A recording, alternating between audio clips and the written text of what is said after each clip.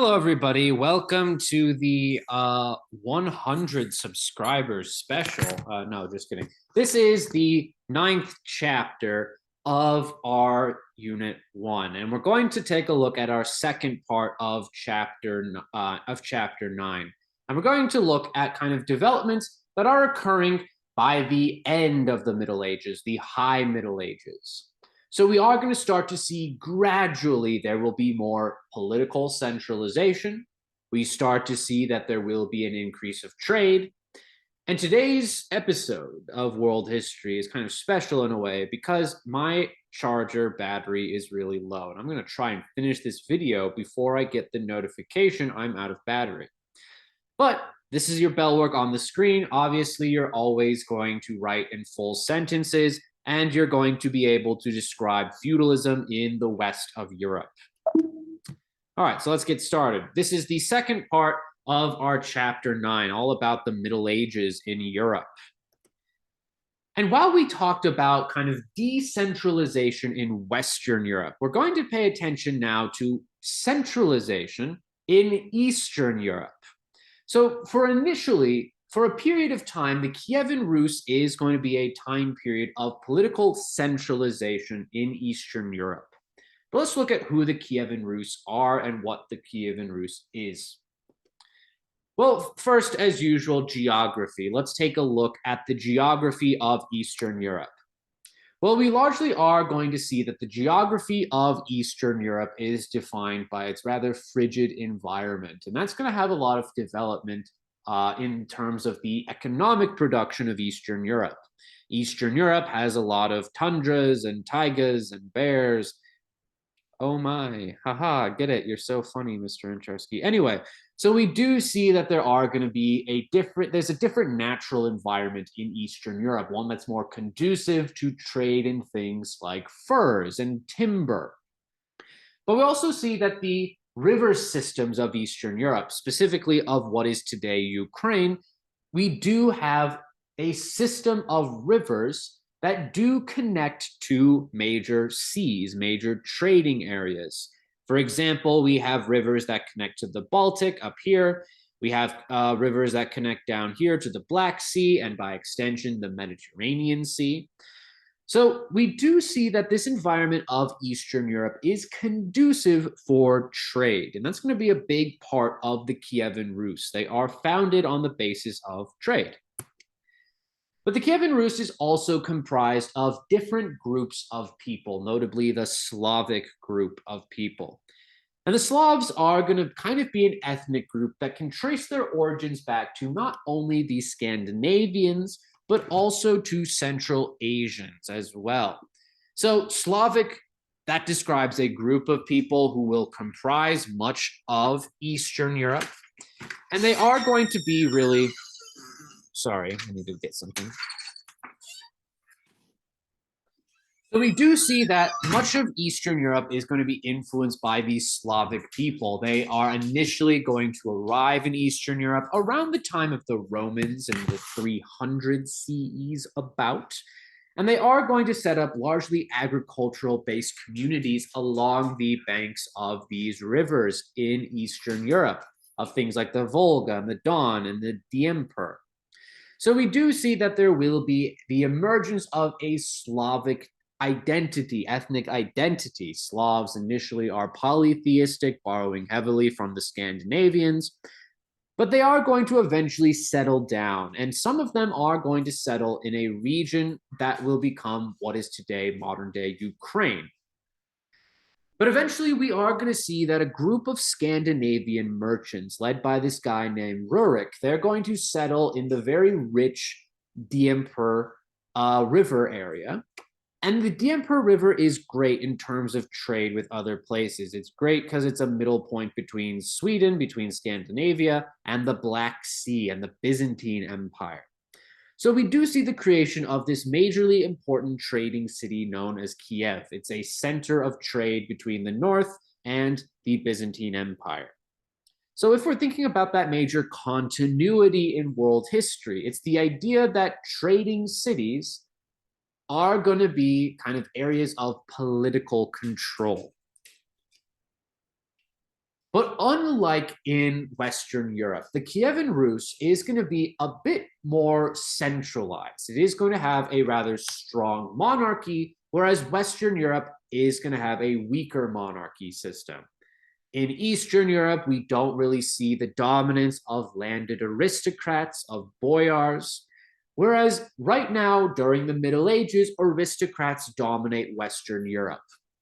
These things will change, as we'll see later on, but right now, in about 800 CE or so, we are seeing that there is a strong centralized monarchy in the Kievan Rus that is going to have a lot of political and economic influence over Eastern Europe. And right now, in Eastern Europe, during the Kievan Rus, a kingdom that will last from about 800 to 1200 CE, we don't really have these complex forms of labor arrangements like serfdom just yet. So we do see that there is centralization in Eastern Europe, and we'll look at what is causing decentralization later on. But there are some important kings of the Kievan Rus, and they're going to set a lot of cultural and religious and political precedents for future societies in Eastern Europe, namely the Russian Empire. It's kind of helpful to think of Kievan Rus in a way as pre-Russia. Actually, the name Russia might come from the Kievan Rus title. So there are a few important cultural legacies of the Kievan Rus, and they're able to be fostered, they're able to be created because of the centralized monarchy of the Kievan Rus. For example, we have Vladimir the First. Vladimir is that guy in the water right there. He's getting baptized. He's converted to Orthodox Christianity. So Vladimir the First is actually going to be the figure we largely associate with converting Eastern Europe towards Eastern Orthodox Christianity. It's a little funny, this story, supposedly. He was given a choice of either Judaism, Roman Catholicism, Islam, or Orthodox Christianity. He didn't want Roman Catholicism because he didn't want to listen to a pope, and that's something that Western monarchs had to do. He didn't want to be Jewish because he wanted to eat pork, and he was also a little disappointed that the Jews lost Jerusalem. But so really, it's kind of the distinction between Islam and Orthodoxy. And actually, at the end of the day, he picked Orthodox Christianity because, well, Islam doesn't allow the drinking of alcohol or the eating of pork. So he wanted those things to stay. Little funny anecdote, so to say, if it really happened. But Vladimir is going to maintain that the religion of the Kievan Rus is going to be Orthodox Christianity. And Orthodox Christianity is appealing because of that idea of Caesaropapism, that idea that the church, its leaders are picked out by the secular or non-religious government. He's going to move the capital to a new city as well, Novgorod. We'll talk about that more later with the Golden Horde and the Mongols. We'll also see Yaroslav as well. Yaroslav is going to officially adopt the Cyrillic alphabet as the basis for what will become Russian. So the Russian language is really a combination between this Greek-inspired Cyrillic alphabet that, remember, is spreading into Eastern Europe because of the Byzantines, and also native Slavic languages. So Russian is going to become formalized under Yaroslav I. So we're seeing that there is an active promotion by the state, by the government, over culture. But what does the economy of the Kievan Rus look like? Well, the Kievan Rus is going to be a major trading center, a major facilitator of trade between Scandinavia and the Byzantine Empire. So largely, they are going to take on a role of being an active promoter of trade. We do see that trade goods such as furs, cute little animal skins, wood, timber, and they are being exchanged. So we do see that the Kievan Rus, unlike Western Europe at this time, unlike Western Europe during the early Middle Ages, largely we do see a period of increased trade activity. And a lot of these goods are going to be connected to Asia, to the Silk Road, for example. So we do see that the Kievan Rus will profit off of trade, It's another way they are securing political power. But in terms of culture, what does the Kievan Rus look like? Well, we do see that Kievan Rusian culture is largely going to be a combination of these different trading systems, these different trading influences in the Kievan Rus. For example, we do have the influence of Scandinavia, of these Viking merchants. We do have the influence of native Slavic, but also, of course, the influence of the Byzantines. The Byzantines, kind of one of their big cultural legacies, is influencing what Eastern Europe society will look like in terms of language with the Cyrillic alphabet, but also in terms of religion. We are going to see that the Kievan Rus is going to adopt what will eventually be known as Russian Orthodox Christianity. And this essentially is just a more specialized, localized form of Orthodox Christianity in which the leaders of Eastern Europe, in this case the Kievan Rus, they're the ones who pick out clergy members. They're the ones who pick out the leaders of the Orthodox Church. So the Russian Orthodox Church, in a way, is kind of an expression of the political might and political power of the Kievan Rusian monarchy. The monarchy, because of that idea of Caesaropapism, they're picking out the clergy, the leaders of the Orthodox Church. And the Orthodox Church is another way to express political and cultural power. And we see the kind of legacy of all of this in Russian culture, in what would become Russian culture. For example, we have the very much big influence of icon making, iconic, over Russian society, over what will become Russian society. Again, Kievan Rus is not Russia, it's pre-Russia, if you will.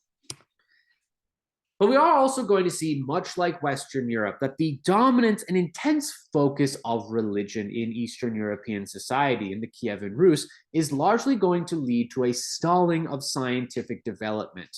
There will be some trade improvements with the adoption of the longship, as we'll talk about later, but for the most part, kind of intellectual curiosity, much like in Western Europe, is largely going to be stalled because of this very strict religious worldview and dominance of the Eastern Russian Orthodox Church. But in terms of religion as well, we are going to see how religion does experience a kind of degree of toleration in Eastern Europe. The Kievan Rus is all about making money in a way. And while the Orthodox Church is kind of there, it is the dominant cultural system of Eastern Europe, of the Kievan Rus, we do see that there is a degree of religious toleration in Eastern Europe. We do see that, unlike in Western Europe, that there is going to be more of an open mind, relatively speaking, of Jews in Eastern Europe. So in Western Europe, as I mentioned in our first presentation, we do see there's a lot of religious intolerance, especially to non-Christians, Jews and Muslims especially. Jews in particular in Western Europe, they are forced to live in those ghettos. They're forced to live in secluded areas outside cities. And sometimes Jews are outright banned from kingdoms. England, for example, under one of the Edwards, they're going to outlaw people being Jews in England, for example. But we do see a degree of religious toleration in the Kievan Rus. We are going to see that there will be Jewish settlements in the Kievan Rus, and largely to kind of escape the attacks by Christians, we are going to see Jews largely kind of congregate in special villages called shtetls. And these shtetls exist in a region of Eastern Europe called the Pale of Settlement. It is a large part of Eastern Europe, mostly of modern-day Poland, Ukraine, Russia, modern-day countries, of course. We do see that there is kind of an area where Jews can freely practice. And yet that's not to say that there isn't going to be hostility towards Jews in Eastern Europe. The Russian Orthodox Church, for example, oftentimes will engage in kind of staging attacks on Jewish people. And Jews are largely going to remain kind of isolated in their own communities. They're not really welcome in Christian society all that much. And there are reported incidents of anti-Semitic, anti-Jewish violence in Eastern Europe. So there is a degree of religious toleration, and yet there still is hostility towards Jews. Jews can live there, that's fine, but it doesn't free them from anti-Jewish attacks. And we'll talk about this idea of how there will be how there will be attacks on Jews that are promoted by the Russian Orthodox Church, by the Russian state. But we'll discuss that when we actually look at real Russia, the real Russian Empire. But right now we're just in the Kievan Rus. And speaking of how the Kievan Rus is going to go away, let's look at the decline of the Kievan Rus. Well, there are several factors for the decline of this Eastern European society. For one thing, there are internal disputes over who's going to be the next Kievan Rusian leader, over the next Kievan Rusian monarch. And this is going to kind of weaken politically the Kievan Rus. Economically speaking, there is going to be a decline in trade as the Byzantines start to wear away. As the Byzantines start to decline, so too do the Kievan Rus. Remember, the Byzantine Empire is a major influence culturally and, of course, economically. So as the Byzantines wane in their power, economically speaking, we are going to start to see that the Kievan Rus will also start to decline economically. And all of these factors of internal disputes, of economic decline, that is going to eventually lead to conquest from outside people. And in this case, they're the best group of well, I probably shouldn't say that. They are the Central Asian nomads we will discuss more in Unit 2, the Mongols. The Mongols are going to invade Eastern Europe in about in the 1220s, and they are going to be the final nail in the coffin, so to say. They will break up the Kievan Rus, and there is going to be a period of decentralization in Eastern European history. So we do see that Eastern Europe will become politically fragmented because of the Mongols. And actually, in this period of political fragmentation, in this period of decentralization, we start to see a kind of new economic and social relationship emerge. Because of all of this outside violence, because of this attack by the Mongols, we start to see that increasingly peasants are looking to their lords for protection. So because of the political decentralization of the Kievan Rus, because of the Mongols, we start to see the rise of the aristocrats, of the boyars in Eastern European society, and we start to also see the rise of serfdom. And serfdom is going to be a major institution that will exist in Eastern Europe until really the 1860s. And that's different from what we'll talk about in Western Europe. Western Europe will largely see serfdom go away by the 1600s. And we'll discuss that more later. We'll discuss the nature of Russian serfdom later on. But you should be able to compare both Western Europe and the Kievan Rus during the Middle Ages. Compare kind of political, social, cultural ideas in both of these places. But as the Middle Ages wear on, we start to see a process of centralization, of a rebirth in trade as well. So beginning in about 1000 CE, we are going to start to see a period, a very slow process. I can't emphasize this enough, a very slow process towards increased trade and towards centralization. Well, why are we going to start to see more trade emerge in Western Europe? Because remember, politically speaking, there's no unified empire that can encourage trade. There's no unified empire to have a shared currency. So really, trade is something we don't see in the early Middle Ages. But by the end of the Middle Ages, by the High Middle Ages, we start to see a gradual shift towards an increase of trade. And we largely see it for three reasons. For one thing, we do see existing trade networks that are very strong in Europe, in at least Eastern and Northern Europe. The Vikings, as terrible as they are, they sometimes are acting as merchants. So we do see there is a strong trading network in Northern Europe. In Eastern Europe, we have the strong trading presence of the Kievan Rus, of the Byzantine Empire. And eventually, kind of these Eastern and Northern markets, they're looking at Western Europe.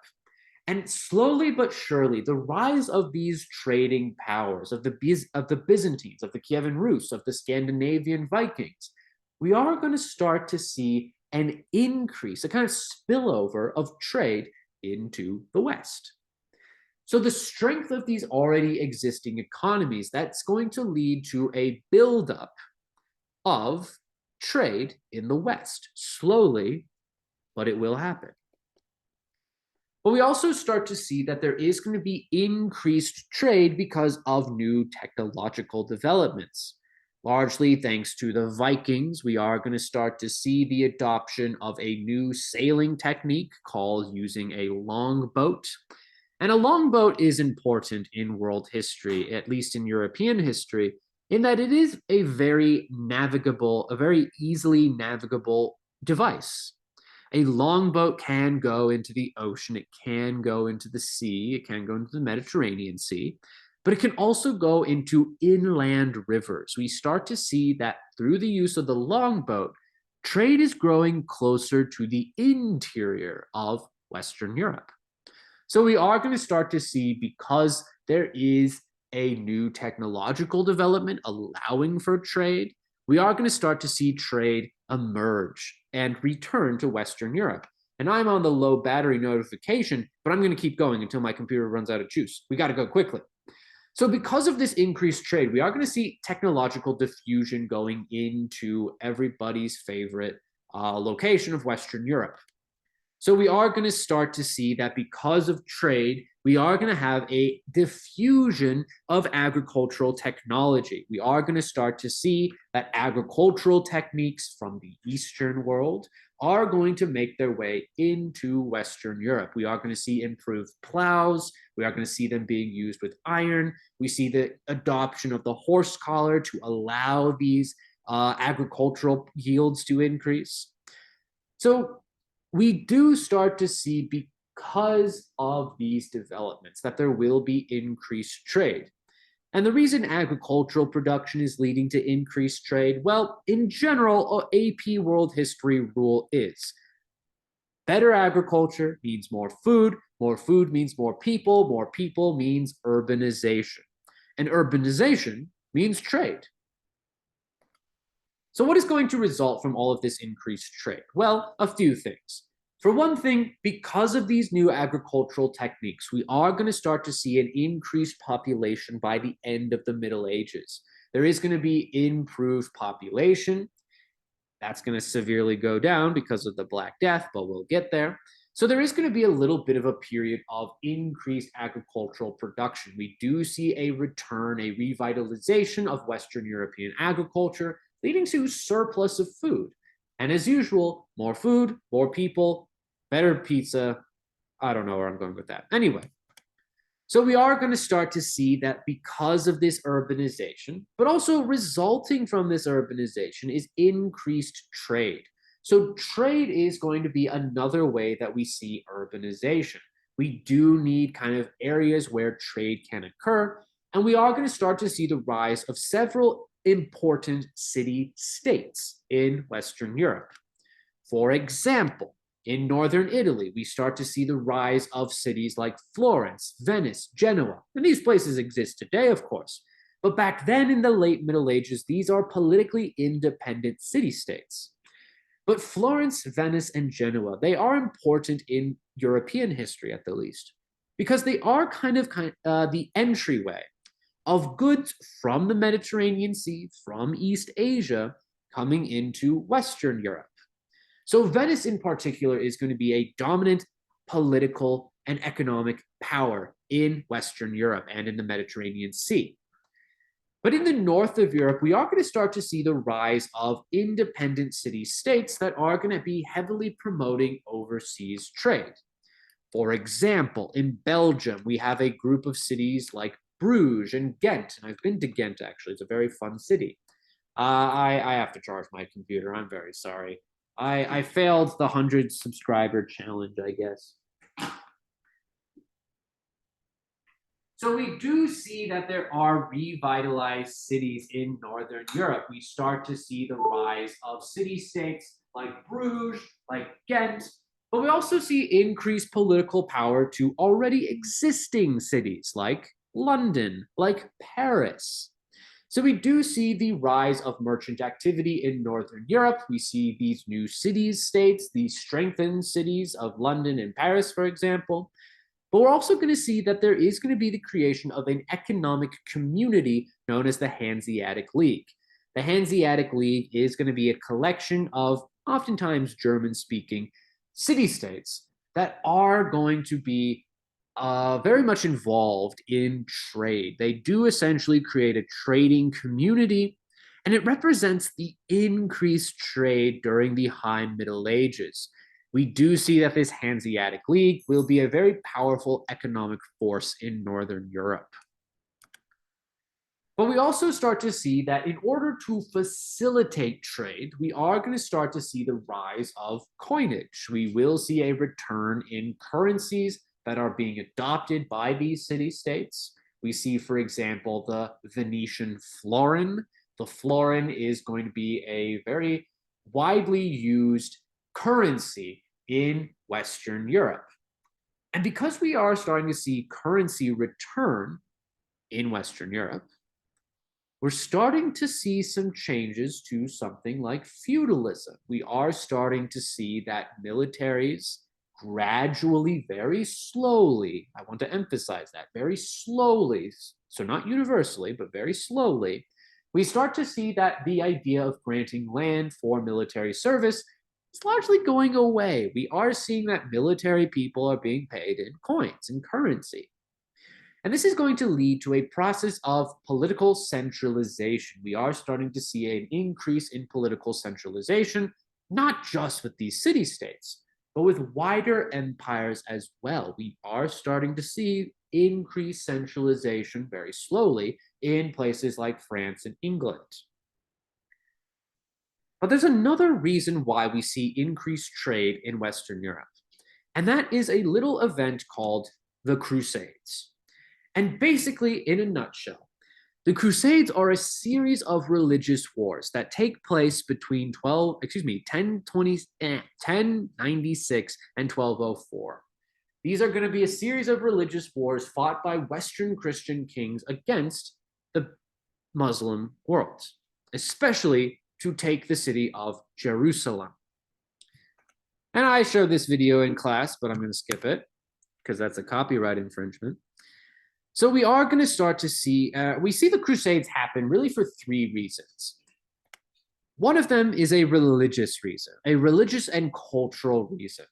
So Western Europe is largely going to be defined by its Catholic or Christian identity, as we saw in our previous chapter, or part one of this chapter. So the dominance of the Catholic Church is going to be a major reason why we will see the Crusades emerge. For example, the Pope is basically going to call on all of the good Christian kings of Western Europe to unite against the threat of the Muslim invasion of Jerusalem. And basically, the Pope is going to say, as long as you participate in this crusade, you're forgiven of sins. That's pretty cool. And that's kind of funny to me in a way, because like in exchange for committing violence against Muslims, you get to have forgiveness of sins. And it's obviously not funny, like committing acts of violence, but it's like, you know, the dichotomy between violence and being forgiven of sins. Anyway, there's also kind of a lot of pressure on Catholic kings to be like, hey, I won't excommunicate you if you join the Crusades. So really kind of the instigating movement that will start these Crusades is going to be the invasion of the holy city of Jerusalem. Jerusalem, of course, is a majorly important city for Christians, for Jews, but also Muslims as well, all of these Abrahamic religions. And in the 1090s, we are going to see Jerusalem being taken from the Byzantines by a group of Muslims called the Seljuk Turks. The Seljuk Turks, They've arrived in the Middle East. They're carving up the Abbasid Empire. And they are going to also take land from the Byzantines. In particular is the city of Jerusalem. So, to kind of counter these attacks by Muslims, the Byzantine king, the Byzantine emperor, the guy, I think his name is Michael, he is going to call on Urban II to say, hey, bro, can you help us out fighting against the Seljuk Turks? And the Pope, looking to repair relations with the Orthodox Church, they're going to say, hey, I'll help you out. And we do see that the Christian kings of Europe will be called upon by Pope Urban II to fight in these religious wars. So the religious intensity of Western Europe is a major explanation why the Crusades will happen. And there is going to be this idea that we need to defend Christendom. Remember, Christendom is the idea that European identity, European cultural identity is tied to Catholicism, is tied to religion. So the desire to defend Christendom is a major reason culturally and religiously why the Crusades will happen. And if we're thinking about that idea of where does the roots of European identity come from, well, something like the Crusades could explain that. But there are political and economic reasons why the Crusades will happen. For one thing, remember, feudalism requires a king giving land to his vassals. Well, what if you run out of land in Europe? Why not go to Jerusalem? Why not take the city of Jerusalem? But another major reason why the Crusades will happen is a desire for goods from Asia. Especially during this time, we are seeing the rise of the Venetians. We're seeing the rise of city-states who want to control the Mediterranean Sea trade. They're looking to get a foothold in the markets of Asia. So they are going to promote crusades that will try and take territory from the Middle East in order to tap into something like the Silk Road. So there are a few crusades, and you don't necessarily need to memorize what exactly happens in each of them, but there are a few crusades. There's a first crusade, of course. This is the initial crusade, as the name might suggest, in which Pope Urban II calls on the good leaders of Western Europe, to take back the city of Jerusalem. And while there will be some successes, especially early on, we do see that there is political unification of the Seljuk Turks by an Egyptian sultan by the name Saladin. Saladin is going to successfully unite Muslim troops together to fend off the Christians, and, well, he's successful. But the Europeans are not done. Western Christians are not done. They're going to send other crusades. There's a second, there's a third crusade. There's a children's crusade, for God's sake, in which supposedly 30,000 kids, well, young adults, are going to be sent to the Middle East. They're probably captured and sold into slavery. It's not important. But another crusade that's important and helps explain kind of changing economic and political situations in Europe is the Fourth Crusade. The Fourth Crusade is a mess of a time. It is going to be a crusade that's largely going to be influenced by Venice. Venice is a major trading power, but they have a competitor, and that competitor is the Byzantine Empire. So, to get rid of the Byzantine Empire as a major political and economic force, we are going to see Venice largely influencing these crusades to go and ransack the city of Constantinople. And that's what happens, actually. On their way to get to Jerusalem, they just kill a bunch of Christians in Constantinople. And the Fourth Crusade is important because it's an explanation why the Byzantines collapse, but it's also a major indication of Venice's dominance in the west of Europe, in the Mediterranean Sea.